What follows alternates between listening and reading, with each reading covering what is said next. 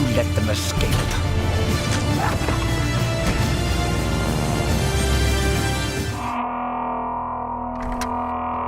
Spielberg qui adapte Tintin, c'est un peu comme une sorte de fantasme qui se réalise. Le reporter chevronné qui parcourt le monde en affrontant 1000 dangers mis en scène par le roi du film d'aventure, c'est somme toute idéal. Surtout que les adaptations précédentes ne nous ont pas vraiment gâtés. Les deux films des années 60 n'ont ni la force ni la fantaisie des BD d'Hergé, et seul L'Homme de Rio, sorti en 1964, parvient à trouver l'essence de Tintin dans une aventure ressemblant à s'y méprendre à une adaptation non officielle.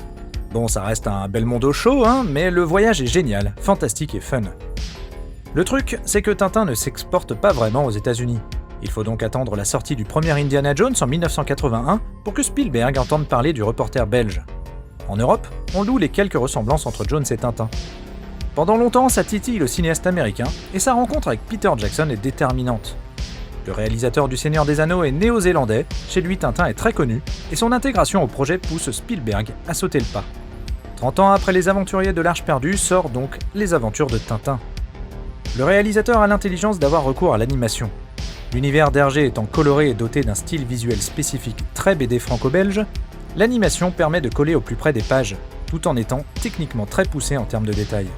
C'est de la performance capture, de vrais acteurs jouent la comédie et sont entièrement remplacés par des doublures numériques ensuite, un dispositif qui permet aussi à Spielberg de laisser libre cours à ses envies de cinéma. Son Tintin prend alors des airs de roller coaster avec des scènes d'action dantesques où la caméra se permet des mouvements et angles impossibles. Il y a une course-poursuite en plan séquence absolument démentielle, ça tient parfois de la démonstration de force quelque peu too much, mais le sentiment d'aventure est total. En mêlant le secret de la licorne et le crabe aux pinces d'or, le film déroule une histoire efficace, bondissante et virevoltante. C'est bourré d'humour, de scènes dingues, de clins d'œil, de toutes ces petites mimiques Spielbergiennes qui font le génie de son œuvre.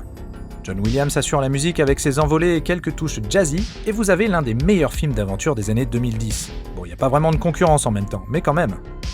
15 ans plus tard, on attend toujours désespérément la suite. Peter Jackson a déclaré être toujours sur le dossier, donc comme on dit, wait and see.